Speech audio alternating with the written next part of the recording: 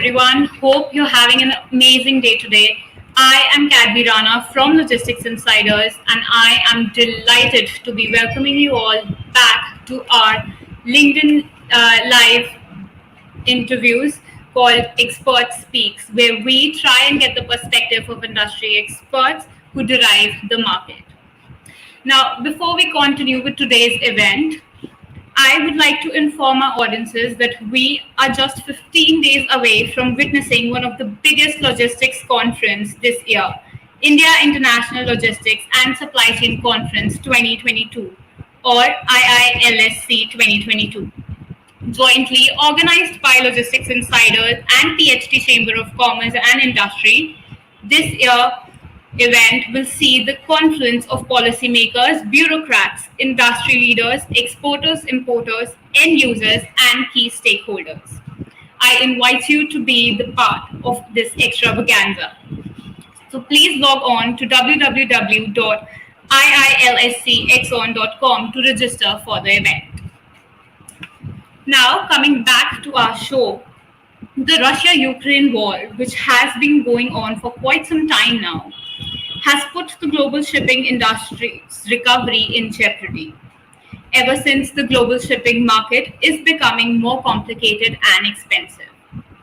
Affected on various fronts, the shipping industry, which only began to look up after the hit by the pandemic, has seen loss of life and vessels in the Black Sea, disruptions to trade with Russia and Ukraine, and the growing burden of sanctions due to the war. Now, to better understand the impact of the ongoing war on the global container and shipping industry, we have with us an expert analyst on container trade, Mr. Peter San.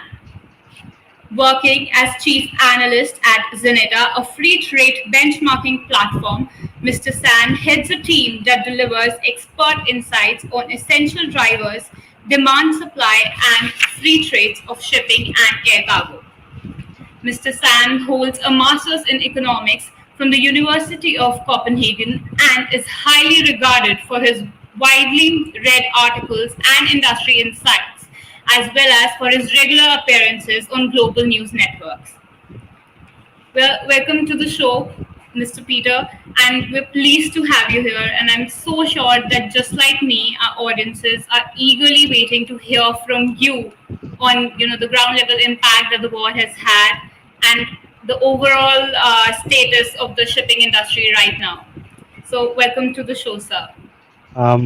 Thank you so much, and it's a pleasure for me to join your show today. And thank you very much for that kind introduction. I'm very pleased to be able to speak on behalf of Xeneta today and share some of that market insights and intelligence that we also bring to our customers on a daily basis at Xeneta.com.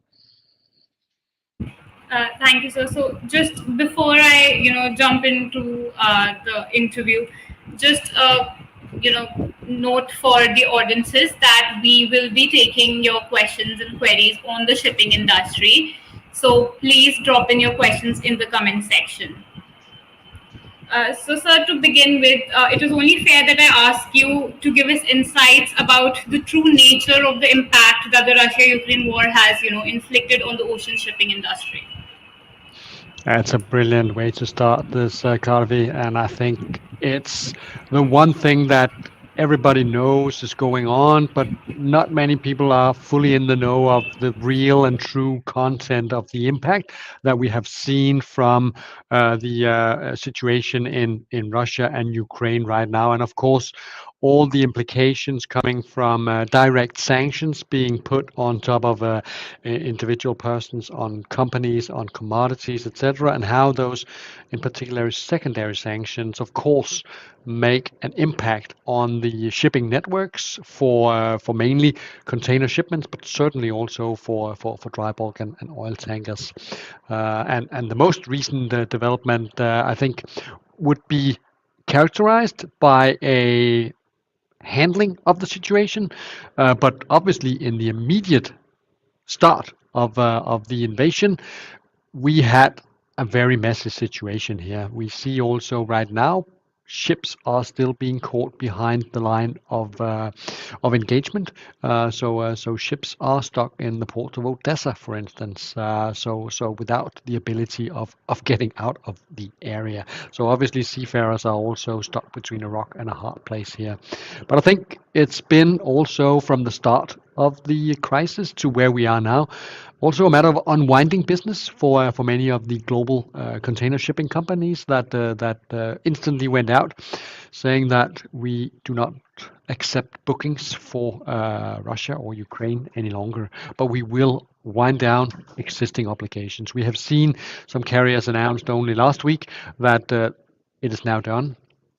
They no longer call the ports in Novorossiysk, for instance, in Black Sea. They no longer call the port of St. Petersburg in the Baltic Sea. But still, global shipping is global by nature. And there are several companies still serving Russia, still serving customers in the Russia Pacific, but also in the Black Sea. So without doubt, I mean. There is a situation here. It's handled very differently, and I think going forward, it has impacted Europe to a large extent. We have seen too many boxes with, say, being stranded, heading for Russia, but then major ports like Rotterdam, like Hamburg, have shied away from handling those boxes. So I think it's a situation that I will characterize now as being handled. Also, networks have been optimized by carriers that used to call regularly ports in Black Sea. They have been adjusted now. I cannot say that it is all, say, business as usual now with everything under control. I think the development is still ongoing, and I think it's something that we will all look very carefully into in the coming month and quarters, depending on, of course, how long this will go on and the eventually unwinding of the tensions, how that will then, say, bring back what was once lost in terms of connectivity into global trade. Uh, Thank you for explaining, the ground level impact so well and so elaborately. So now, moving on to the next question, are you of the opinion that redrawing some supply chains and trade routes in the wake of sanctions and a reduction in trade with Russia could help mitigate the situation? Like you said, companies are doing that. So, is it helping in mitigating the situation?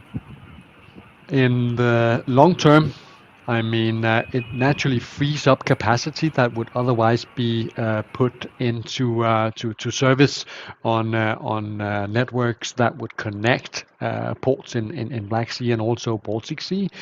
But that's only in the long term. What we see right now and also have seen is a lot of contingency plans being drawn up rapidly by the global carriers, adjusting their networks accordingly to what was basically possible. And also in the immediate aftermath of the outbreak, we saw containers being put into terminals, which was not their final destination, but simply due to the fact that their final destination was unreachable.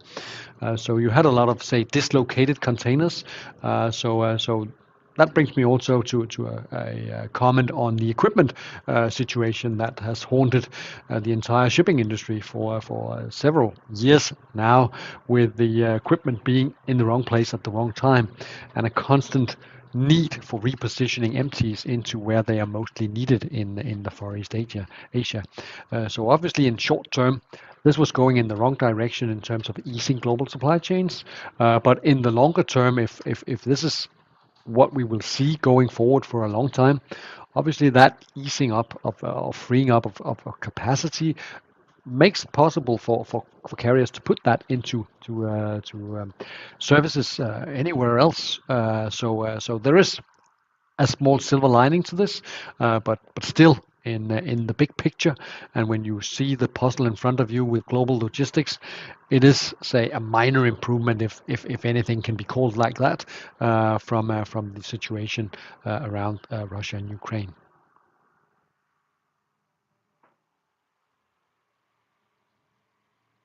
I'm sorry. You spoke about unreachability of the final destinations. So, in recent times, only a Ukrainian seaport, the port of Odessa, I guess, was, it fell prey to the Russian airstrike. So, can you help us understand the significance of this port? And are you looking at an imminent global shortage? Dry Food bulk, in. yeah, dry bulk shipment takes up the lion's share of grains exports on a global scale, but we still see significant exports of agricultural bulks, also in containers, mainly out of North America, but also in and around Europe and also in Asia. But in the specific case with the port of Odessa and some of the other Black Sea ports of Ukraine, exports are at a complete stop right now. We have seen only the likes of some 200,000 tons being put on trains and on trucks to the port of Constanța in Romania. That was a literal grains export with Ukrainian wheat and coarse grain leaving the country. But we used to see at this point in time 1.5 million tons leaving the ports of Odessa, of Yuzhny, and basically where Russian grains normally come out of. We are looking at normally 50 million tons leaving Ukraine for the world market. Our expectations for the impact of the war on this right now could be a drop of 75% on those cargoes, and we have basically seen most of it already leaving in January and February. On top of that, you must also understand that it's not peak season for exports right now out of Black Sea. That goes for Russia's exports as well as Ukrainian exports. That's only in or primarily in the third quarter of the year. So you might put a little bit of drama into this. The worst is yet to come, and I would definitely not see an easing in terms of the say the blockage of the Ukrainian Black Sea ports while the war is still on. So we are definitely in a situation where the world as such is likely to lack the normal Ukrainian exports. To what extent will we then see changes in trade patterns? Will we then see other exporters step in and support new or perhaps existing customers with grains that they once took from Ukraine? We'll have to see about that. But definitely, I mean, we will see volumes coming down, but we will definitely also see longer sailing patterns for those cargoes that will eventually go to where they are needed, and that goes for African destinations as well as for Asian and Far East Asia destinations. Europe is also a big trading port, but I guess to a large extent, when the prices are also affected by a crisis like this one, the trading bits of it, I mean, must be on a need basis more than just say anything else, a trading cases. So, my next question is, there has been an expanded ban on Russian oil. Do you think it could contribute to pushing up the cost of bunker fuel, and how do you think this might impact the shipping industry? In the immediate aftermath of the outbreak of the war, obviously a lot of, say, prices on key commodities was impacted. Russia being a main exporter of oil, gas, coal for that matter, and agri-bulks that we just talked about. But in terms of oil bunkers, I can only encourage all of you to stop by xeneta.com/blog, because this week we will share some extra insights on exactly the impact from this escalating oil price on the bunker adjustment factors and all those fuel surcharges that impact also global shippers indirectly in terms of and directly in terms of the shipping costs on a global scale. We literally see the impact being significant to the extent that bunker surcharges are up by 50% from the outbreak of the war to where they are right now. And on a global scale, That means that every box is attached with a $600 price tag for the bunkers on top of the normal, say, base rate that you would see for transportation of your goods around the globe. And obviously, looking further ahead, we do not necessarily see an easing of the situation right now. I mean, there may be a ceasefire, there may be a solution, but then again, the world, or at least the western part of the world, is preparing for a future that will see lower reliance on Russian oil and gas. So obviously going forward, there will, at least we expect, higher oil prices to impact not only you and I as consumers and customers down at the pump, but certainly also global shipping. So our expectations are for higher bunker surcharges to be around for an extended period of time until we really see, say, everything calming down following this unrest. And it proves the point again that geopolitics is always in the background of global trade. It tends to show its ugly face at the most or the least convenient time. And this impact on higher bunker prices is affecting everybody in shipping, not only container shipping, but certainly also other shipping sectors, as the cost of fuel is the most significant single cost item for everything that goes on in the transport sector on the ocean, as well as in air and on rail and trucks. Mr. Sang, you just informed us that the West might look to lower its dependence from Russia. Well, we are well aware that the West actually imports containerized goods in a large quantity. So, can the strong demand for the imported containerized goods to the US continue, in spite of this high inflations and overloaded terminals? So, do you see them, still importing highly the containerized goods? It's a really good question, and I think it's becoming more complex by the day. How the future of North American, in particular, American imports and customers will behave going forward. We definitely see some headwind right now from inflation. We're also seeing some headwind from retailers reporting that inventories are higher than some might have expected only a couple of weeks ago and a couple of months ago. But then again, we also see the unrest in the negotiation rooms on the U.S. West Coast, where the ILWU and PMA are having their negotiations on the next 7-year contract in terms of the longshoremen and dock workers. How are they going to handle automation going forward? How are they going to improve and secure the efficiency of those 29 ports that are involved in these negotiations? So there's a lot of unknown factors from US. Our expectations are that we will still see support from American consumers. We will still see imports into to US stay fairly strong. More or less on par with last year, but we must also realize that American imports are up by 27% if you compare 2021 to 2019. So it's a huge growth that we are basically talking about here, and obviously the whole reason also for the clogged up supply chains that we see not only in the ports and terminals, but certainly also in the warehouses on the inland rail ramps and all these, say, hinterland logistics.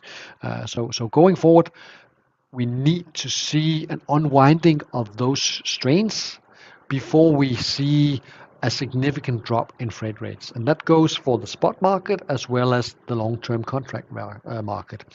Xeneta, of course, has unique insights in terms of seeing where the long-term contract rates are right now, and on both coasts, from the Far East, the main exporting region, into the U.S. East Coast and West Coast, we actually see the long-term contract rates now exceed that of the spot market.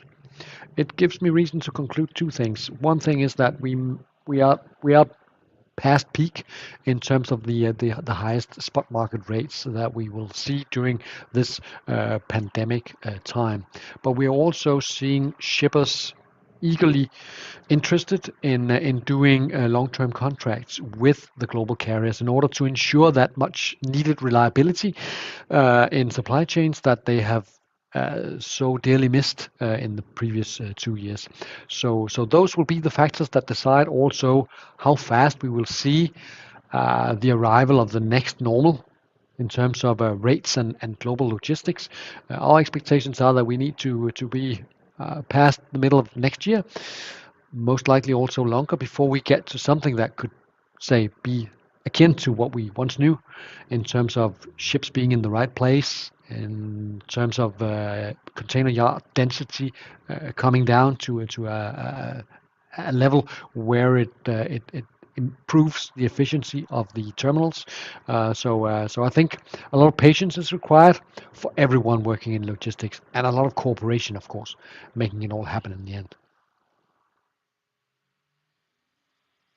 So you just talked about achieving the next normal, which I think we just did a few months back when we thought that COVID was concluded after the second wave. We were about to get out of it, but then we were hit by the war.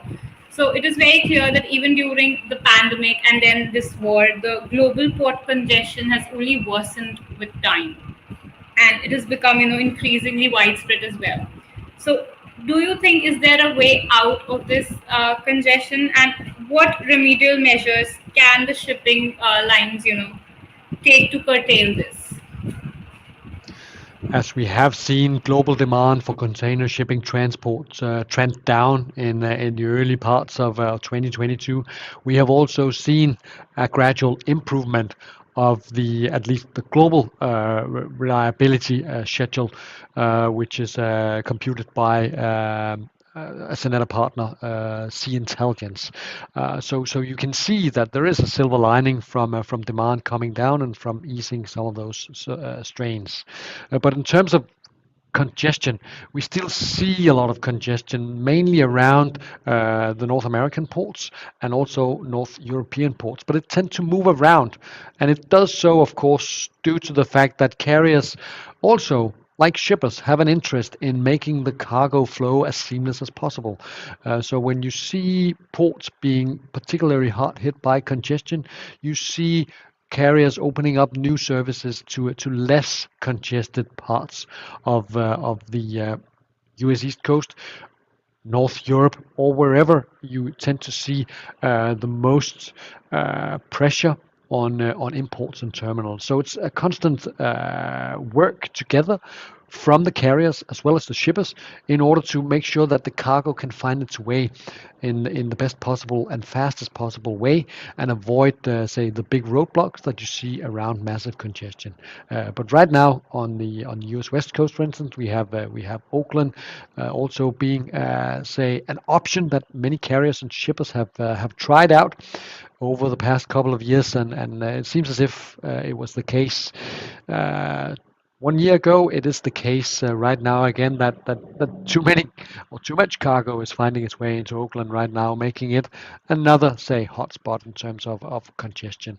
And if we go back to where many of these boxes originate from, Far East and China, naturally the lockdown of Shanghai and Greater China area have also impacted to a large extent. But it comes at a fortunate time, you might say. Seasonality is working in favor of a lockdown this time of the year, because the second quarter is often where Western retailers are running down inventories. So the crave of goods have not been say red hot as it was half a year ago, when the next hurdle to cross was lockdown, or at least closure of factories, facilities, limiting truckings during Chinese Lunar New Year and the Winter Olympics.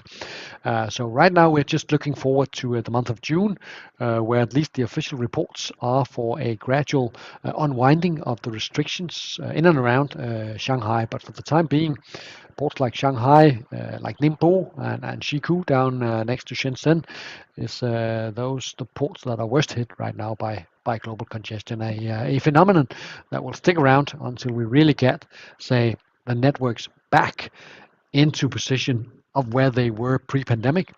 Not only until we see that, will we also see a completely different global level of congestion, and with that also rising reliability in the global schedules.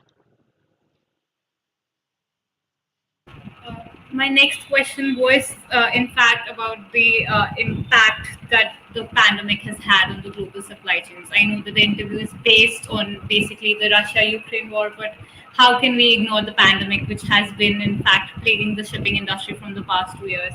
I understand that you have already, highlighted that the lockdowns in Shanghai have, in fact, had an adverse impact on the shipping industry, and you look to see them, kind of recover after June. But if you could, give us a more in-depth or a different perspective on how much longer should we should we expect that the pandemic will impact the container shipping segments and the shippers all over the world, because I'm sure the lockdown in China is not the only lockdown that is impacting the global shipping industry. So if you could just highlight other aspects as well. Yeah, definitely. You are right. It hasn't been exclusively China that have locked down due to COVID in recent weeks and months. Other parts of Asia have also been impacted earlier in the year, whereas Europe and North America is moving away from the COVID impact that we have seen over the past couple of years. But looking forward, and how do we expect these COVID times to impact global supply chains going forward? I think whatever shipper is lacking a lot right now is the predictability, the foreseeability, and the reliability of their global supply chains. They would definitely like to see a return of normality where cargoes are shipped at the point in time where they would like them to be. They are not rolled over, they are not disrupted by anything else. And in order, of course, to make sure that it happens also going forward with potential rolling lockdowns in China for the rest of this year. Also, other parts in Asia where it can still be an issue, at least for the rest of this year. I see building of resilience of global supply chains in many forms. It goes from one end where you build inventories. That's the easy and simple. And in the other end, you bring all your manufacturing facilities next to your customers. That's the most expensive one, and what only few retailers and importers will do. But I'm absolutely sure that they will do everything on the scale in between. All will bring up inventories, only few will bring back the facilities. But we will definitely see some. I mean, some American importers are already building facilities now in Mexico. We're also seeing Europeans bringing some of that back into to mainland Europe.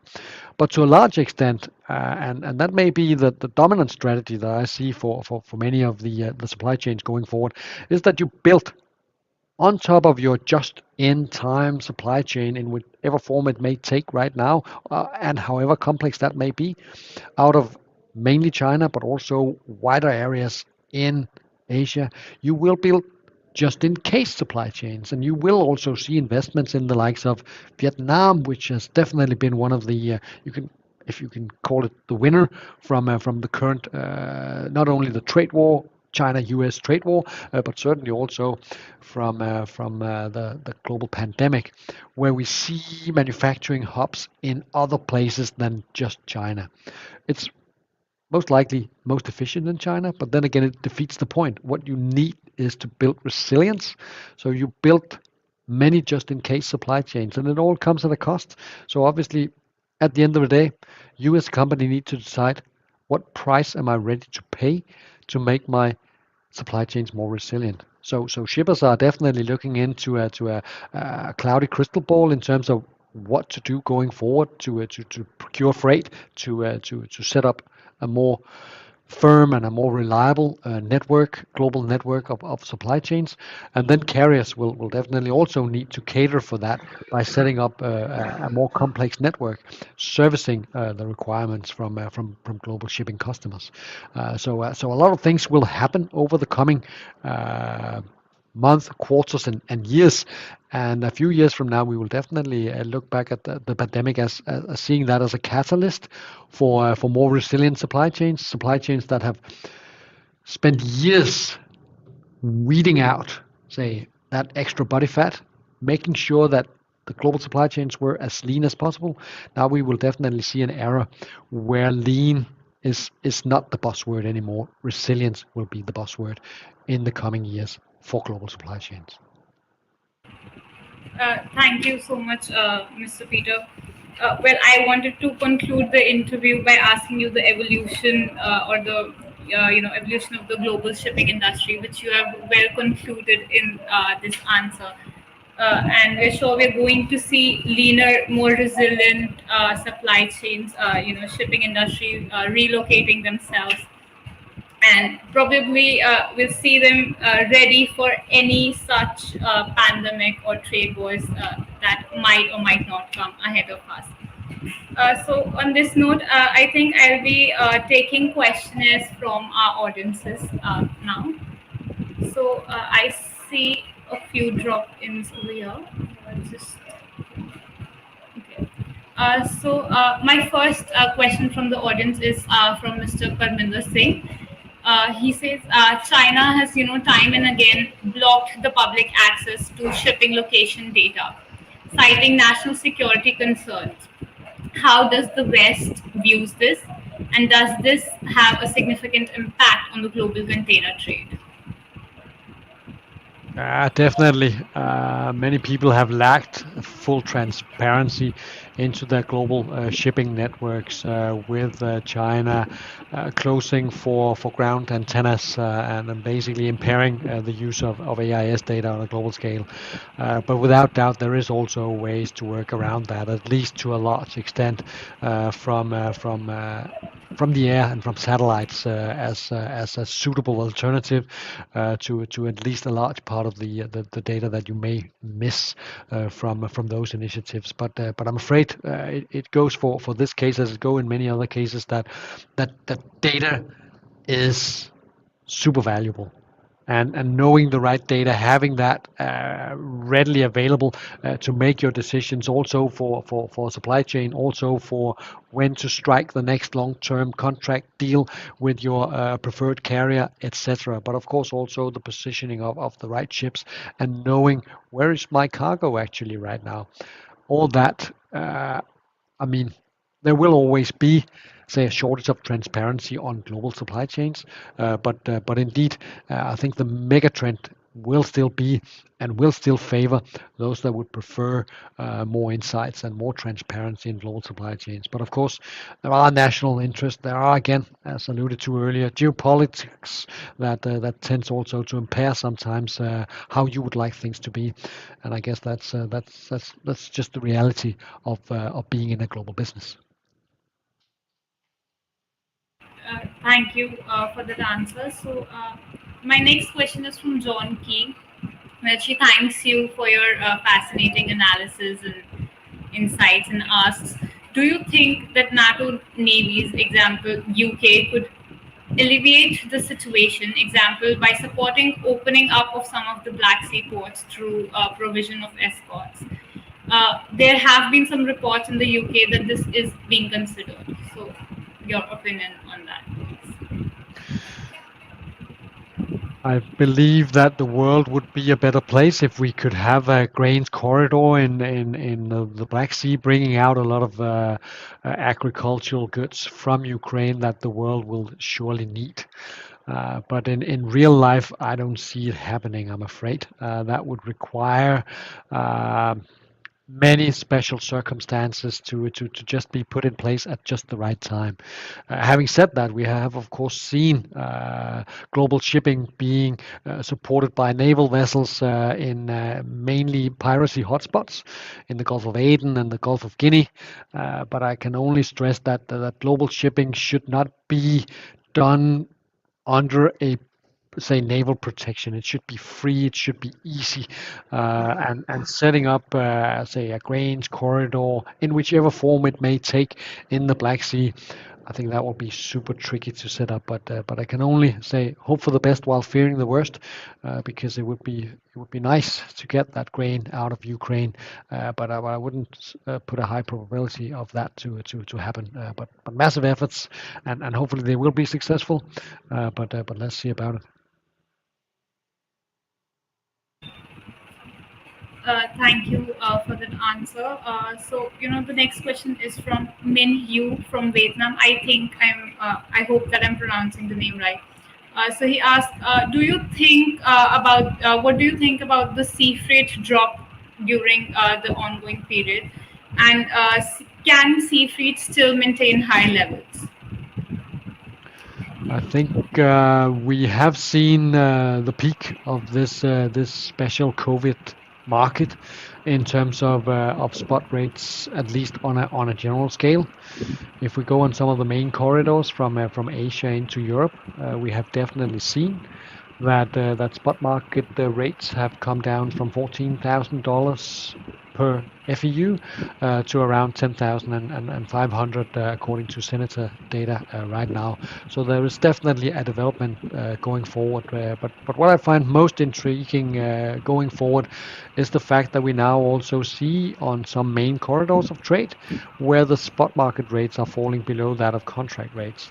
That is, of course, a tricky situation to handle, mostly for the shippers and mostly for those that may just have locked in recently longer term contracts with key carriers on their essential trade lanes.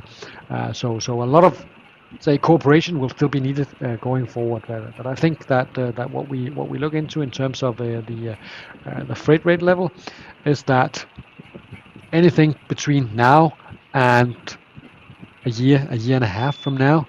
I mean, we basically have those 2 points to work with. In between, we will see some volatility, but I think it's fair also to conclude that there will be a slowing trend. We will see freight rates on the spot market as well as in long term trending down for the coming year and a half, without doubt. Then, of course, the question is to know at what level are we then finding freight rates. And if I may get back to the trade lane from Far East into Europe, some 3 years ago, that trade lane was around $1,500 as compared to the 10,500 right now. So will we get back to a level of say pre-pandemic freight rates? Not necessarily. We just talked about the bunker surcharges. That's definitely still an element that will bring you on top of the normal, say, base freight rate. Then, of course, it also depends on how say unwind our global supply chains at that point in time. How much push and pressure will you see from getting, say, more climate and more sustainable global freight? Will that also, I mean, I think it's fair to conclude it comes at a price. So how much of that will also be on top of the freight rates at that point in time? While at the other end of the scale, also realizing that the global carriers have spent $50 billion on buying more new ships, that will also start to feed into the global networks from 2023, 2024, and also 2025. So there are say factors at either end of the equation, and with the freight rate in the middle. The fair thing to conclude is that we're moving down. There will also be volatility, but the exact say arrival of the freight rates going forward will depend on many factors. Mostly, of course, the unwinding of global logistics and the bringing back of ships to where they once traded, and uneasing of hinterland logistics, mainly in the ports, but also in warehouses and in everywhere. I think this will be the last question that I will be taking from the audience. It's from Tarek Ahmed. He asked, European countries are mapping out alternative routes to ship Ukraine's grain supplies overland through the west via rails to ports elsewhere in Europe. So, does this look like a feasible plan given that Ukraine's railroads use different gauge than most European countries? I think if you are comparing to a complete health of exports, this is of course a nice way forward. But I would expect also that the railway capacity is used for some other purposes than the exports of grains, and it does take an enormous amount of rail cars to bring out exports to the extent that used to go seaborne.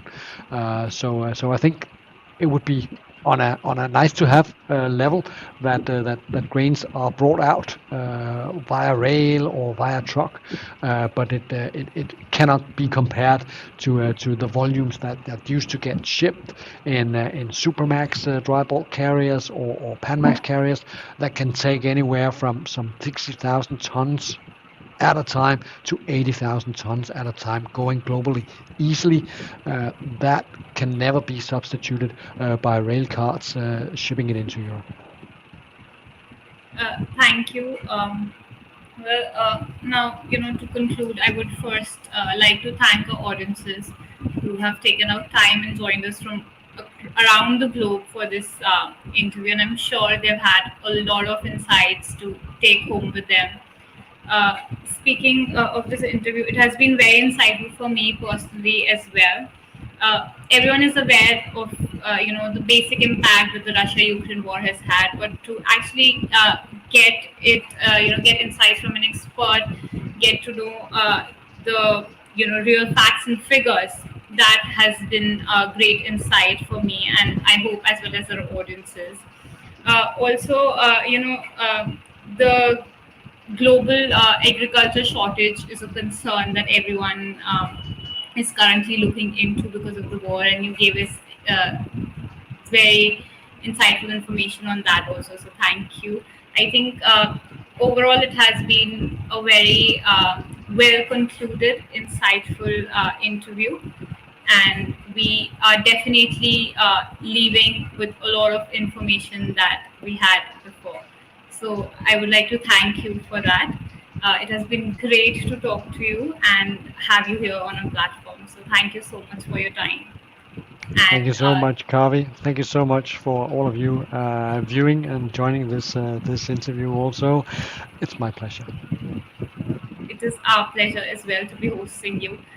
Also, just a quick reminder before we leave to our audience that Logistics Insider is having an event with the PhD Chamber of Commerce and Industry in another 15 days.